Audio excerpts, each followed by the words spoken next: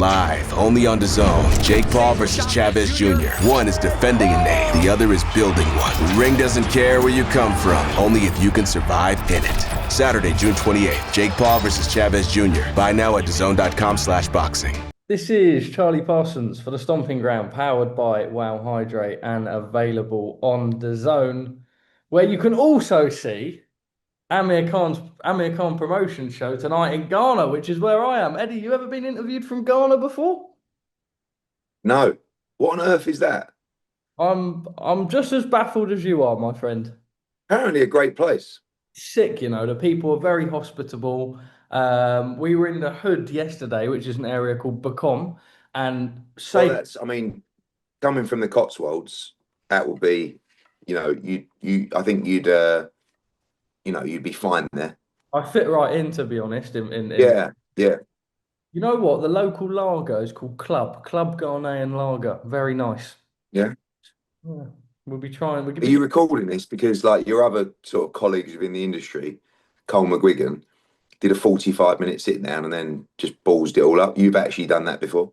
I have done that. That's what he messaged me and he said, "Bro, I feel like crying," and I was really worried. I was like, "What's happened?" And he was like, "Oh, I had the audio thing because when I interviewed you in Guadalajara, it had like loads of sort of saxophone jazz on." Yeah. Anyway, no one's really interested in that story. So let's crack on, mate. Started it, mate. Anyway, how's New York, Shan? Very good. I've got a little bit of a sore throat actually from various air cons around the world, but looking forward to it. I won't go into it too much, but like this business is just like we're weighing in about 3 hours, and there's a legal dispute with someone. Someone's got a medical issue. Someone, and it's like honestly the worst business in the world. Don't get me wrong. On fight night, it's just, but you just become so used to the fuckery and the disappointment that it's really when you got to build a great team, because when you're representing a fighter, if you don't react to a problem instantly, their fight's off. And they've been training for 10, 12 weeks, and that's their livelihood. That's where they get paid.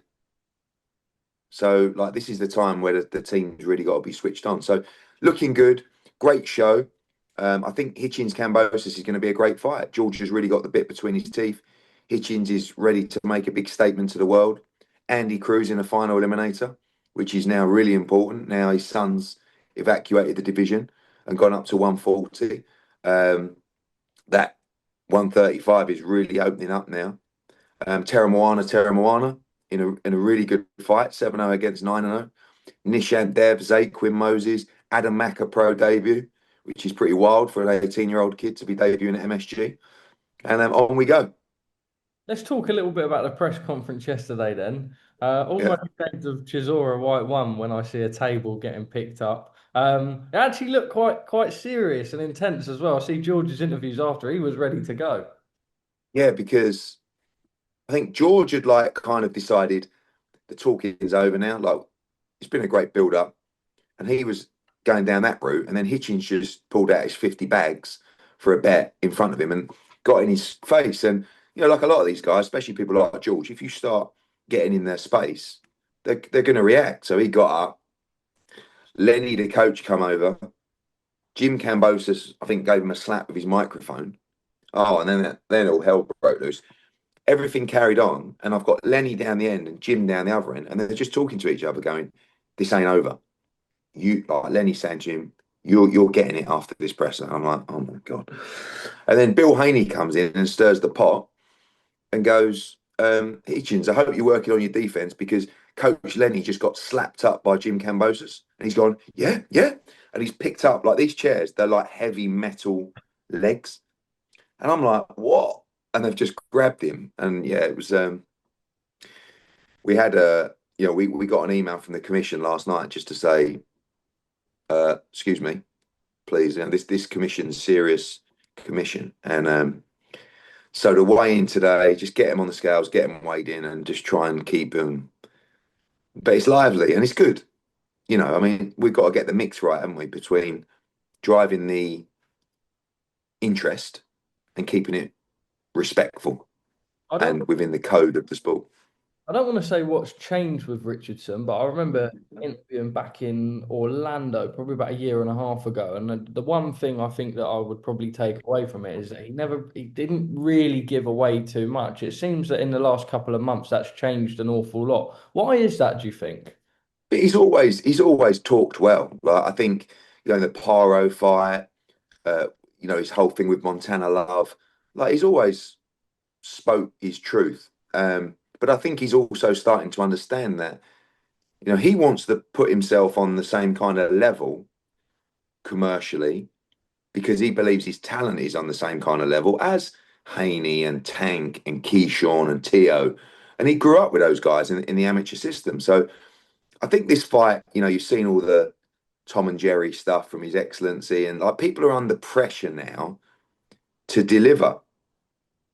And maybe, if the casual's going to criticize a Richardson Hitchens, it could be on the basis of he's not a come forward fighter that sits in a pocket and wades through the trenches. He's got it in him.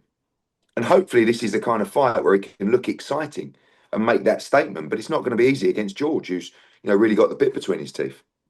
A little bit on the undercard. Moana, an absolute talent for the future. Adam Maka, like you say, I see him and Sam Jones on Ariel Helwani. Seems like a really big card in terms of growing the stable. Yeah, I mean, I think there's a lot of talk right now about stables, who's got the best stable. I think from a global perspective, our stable is on another level to everybody. UK, America stable compared to other UK promoters and American promoters. Yeah, it's arguable. But when you look at our talent, and I'm talking about the debutantes to the 10 and 0 kids, I think ours is second to none. And, Nishan Dev is a guy that's going to change the face of boxing in India. Zaquin Moses is 18 years of age. He's a phenomenal talent. Adam Maka, making his debut is so exciting. And Moana, for me, is the future of the heavyweight division. I think he's got a great personality. He's a huge unit of a man, but he can really fight. And listen, he's fighting a 9 and 0 American heavyweight. It's not, he was supposed to fight on the Jai Opataya card, and no one will fight him. Oh, the housekeeping's here. Hi, could you come back later, please? Hi, could you come back later, please? Thank you. Got Parsons on here. Yeah, sorry. Oh, you're a big fan? Yeah, big fan. Yeah, that's right. He's in Ghana. Yeah. She even knew you were in Ghana. That's amazing. And yeah, so I think Moana is going to light up Madison Square Garden. And as I said, he was supposed to fight on the job card. Opponent pulled out and couldn't find anyone from that part of the world that would fight him. And stuck him straight on, pulled him off the show, stuck him straight on a plane. And his team are here, ready to fight Madison Square Garden. Crocker Donovan, is that going to be for the IBF title? Is Boots moving up? Obviously, the reason that we didn't take the Teofimo Lopez fight is because it looks like Boots will move to 54. That's a decision that Boots will make and he will announce himself. But there is a very good chance that could happen. If that does happen, it would mean that Crocker Donovan is for the full world title, which would be absolutely wild because Ireland would have a world welterweight champion. And all of a sudden, that would open the door to Teofimo Lopez, Ryan Garcia, Devin Haney, and particularly for us as well, Conor Benn. So that fight could become 10 times the size of what it is now. But it's on Boots and he'll take his time, he'll make a decision and he'll make an announcement when the time is right. Hopefully no Moody security in Belfast not letting me in the venue that time round, please. Oh, great. Great scenes. Canelo Crawford on Netflix. Were you shocked? It was the initial feeling, and it was meant to be Vegas, and then there was kind of this sort of feeling that, well, people didn't really know. It was up in the air a little bit. Turkey said he came out waiting for site fees, whatever. Now it is back. Dana White is promoting it with TKO, Sella, Riyadh Season, and His Excellency Turkey Al Sheikh. Your thoughts? Yeah, I mean, I didn't know really what was happening. Obviously, His Excellency is very reactive.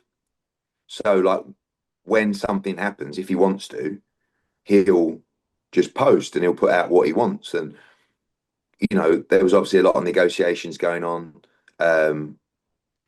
It's a Riyadh season event. Really, he is the promoter. But as happens, you get these guest promoters, if you like, who come in and sort of do that part of the job. We've done it recently with the Ring Magazine event. And we've done it with Riyadh season events. It's an honour to do it. And this time it's Dana's turn to be the guest promoter and TKO. It'll be interesting because one thing I've learned about His Excellency is he'll do whatever he wants at any moment. So when you're trying to promote the show, you know, you could wake up in the morning and there's like a post gone out about the undercard or tickets, and you're like, whoa, like, because normally there's a science behind it, you know. And like I said, His Excellency is very reactive. He's a very sharp thinker, and he likes things to happen at a fast pace. So it's definitely going to be interesting to see Dana working alongside him. But I think it's great for the event, great for the sport. It's a great fight. I've heard that it's going to take place during the day. That was what I think Oscar de la Hoya said yesterday. So that'll be interesting. But yeah, great to see that fight on. I think it's a tremendous fight. Yeah, what did you make of De La Hoya's video on Dana White? I think Oscar's very passionate and very, not say defensive about boxing, but just very passionate about boxing. And I think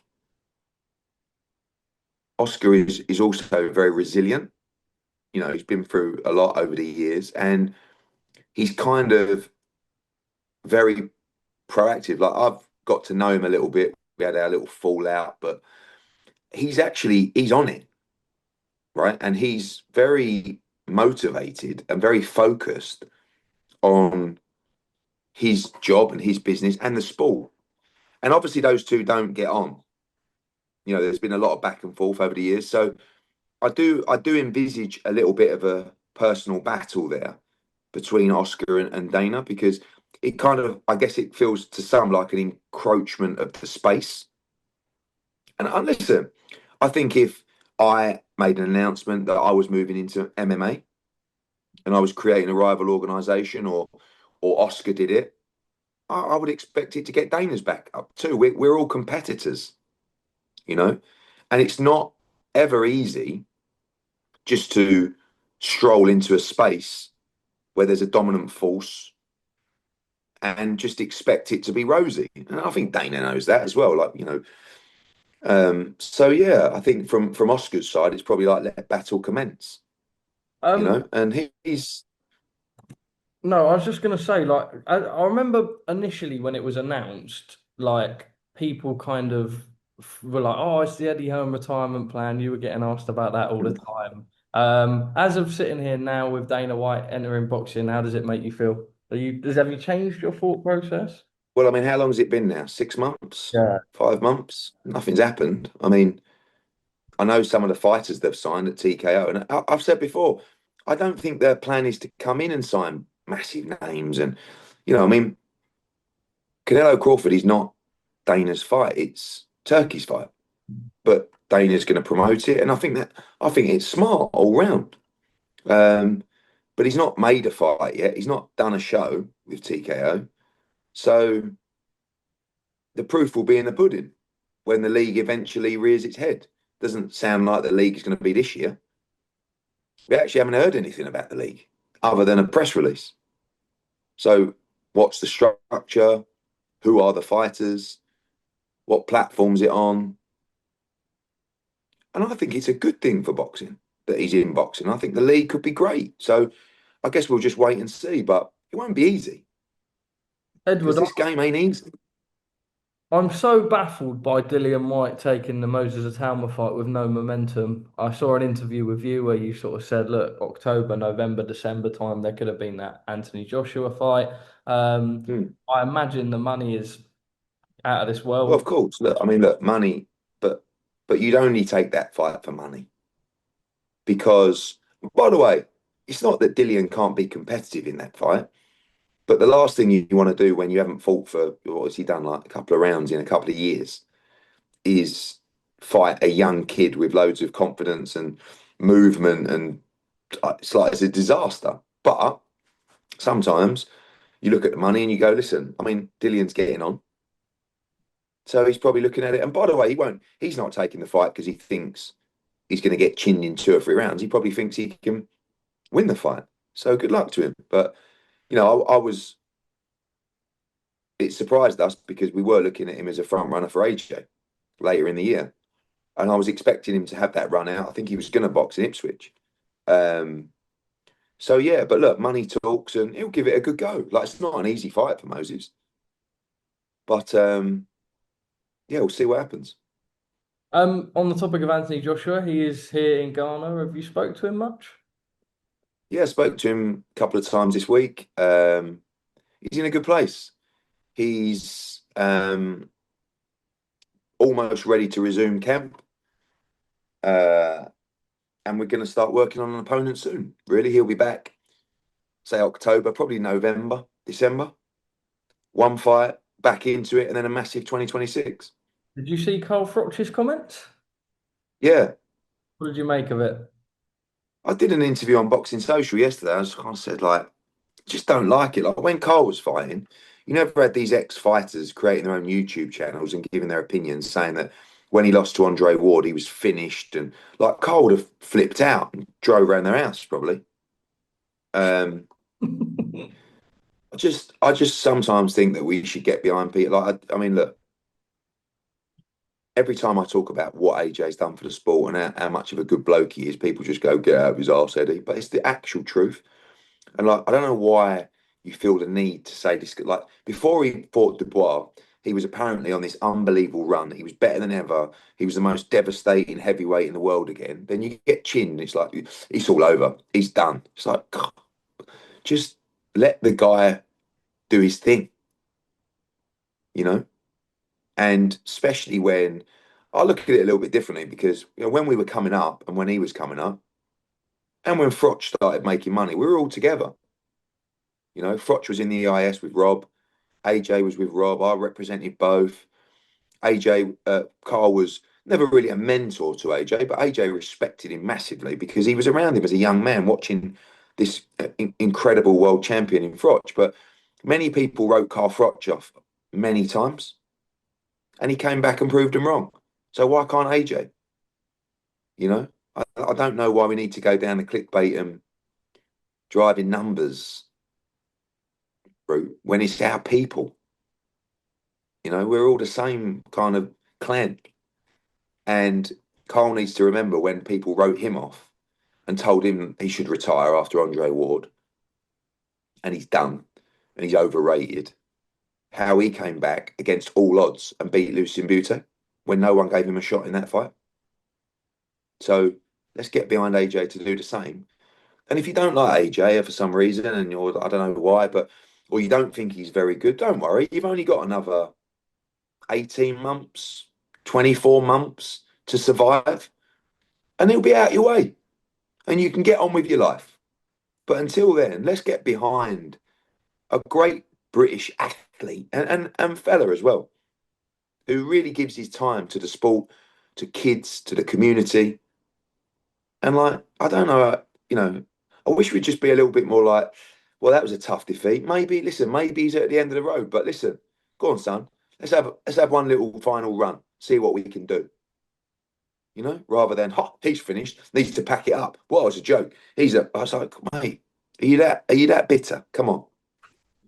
Do you find it quite sad that what I'm going to call it the old guard now, which I find that quite mad in saying, but it looks like you say, 18 to 24 months. I mean, Fury's already announced his retirement. I don't think that's quite true. I'm sure we'll see him back in the ring at some point, but it is a matter of time now. Come 27, 28, we probably won't be seeing them in the ring anymore. They've been sort of instrumental. That's why we got to enjoy it.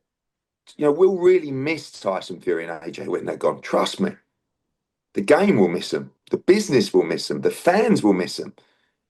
So let's just soak it up while it's here and enjoy it. Zerdo said he'd beat Opataya. I mean, fair play to Jai. He did what he needed to do, but I suppose as boxing fans, we all know just how good he is. The fantastic win at the start of the year in that Trans-Tasman fight. Obviously, that was just a tick over for activity, but is it the unification next? Has to be, has to be. Look, I hope Zerdo really believes that, because then I think he'll take the fight. I think it's one of the best fights pound for pound in the sport, and we must make a unification fight for Jai next. Munguia's adverse finding. What did you make of that? Don't know anything about it, to be honest with you. I mean, other than he's tested positive, you know, as usual, the fighter will proclaim his innocence. I would say 9 times out of 10, they're guilty, but maybe he's not. I saw Oscar's rant, yesterday about the camp and all that kind of stuff, and I guess there'll be a procedure in place for him to go through that with a commission and see what throws itself out of it. I think the initial reaction, as we know, I've been through it many times, is he's cheated, and it's more likely than he didn't, but maybe he didn't, and I guess that'll come out in due course. Andy Cruz's son has vacated. Sam Noakes versus Abdullah Mason has been Yeah, good title, fight. I think, and I suppose Andy Cruz in with a winner of that. No, Andy Cruz in a final eliminator. If you do your research, which is unlikely, he's in a final eliminator tomorrow against Mashiro for the IBF. The new IBF champion, on the basis of Lomachenko vacating, is Murataya, who's been elevated from interim champion to full world champion. And Murataya will have to fight the winner of Andy Cruz against Mashiro. So I'll do your job for you, and what the question should have been is massive fight for Andy Cruz tomorrow night at Madison Square Garden. If he wins that, he'll fight Murataya for the World Championship. And also interesting, Eddie, that Sam Noakes is fighting Abdullah Mason for the vacant WBO world title. Really opening up in the lightweight division right now. Yes, that's right, Charlie. Really exciting times at 135. Big fight for Andy Cruz tomorrow against Murataya. And very pleased for Sam Noakes. I mean, it's funny how this game works. Sam come up, I think he won the British and European title, and then was just kind of treading water a little bit in no man's land. And then bang, you get the vacant world title shot against Abdullah Mason. It's a really interesting fight. I'm not sure about Abdullah Mason. He might be really good, or he might be overrated. Seen him get dropped, but he's a sharp shooter. But Sam's a very strong 135 pounder. I think he's got a great chance in that fight. I hope he does it.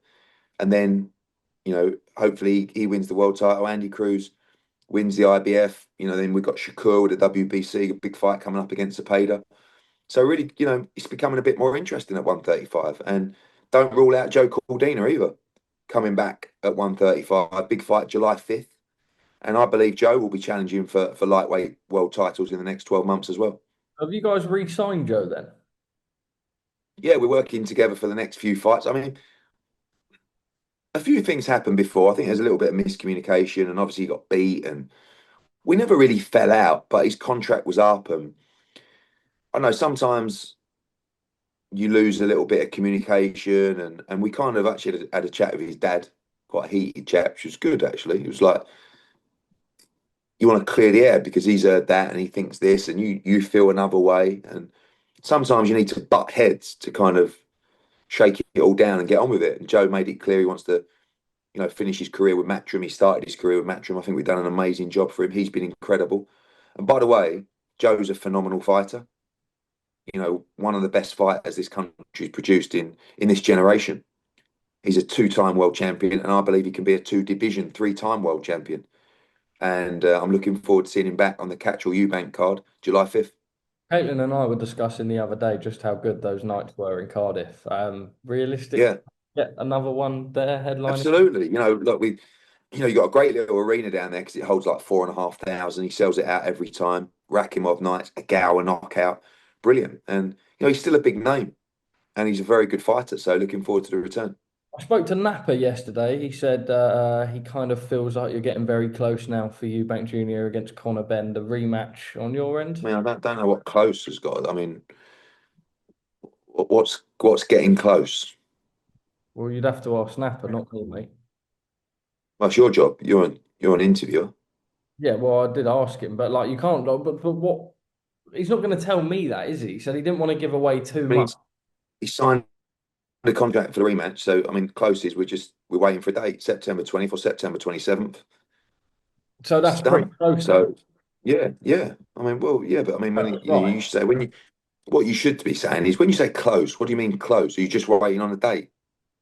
So I saw Eubank interested in rematch. It's like, what do you mean interested? I mean, the whole point was a 2-fight deal.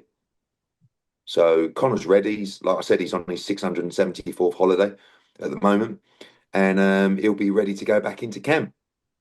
Will it be the same stipulations for Eubank Jr. in terms of What's 160? in our contract? Yeah, it's Oh, was what's in that our the exact contract. same?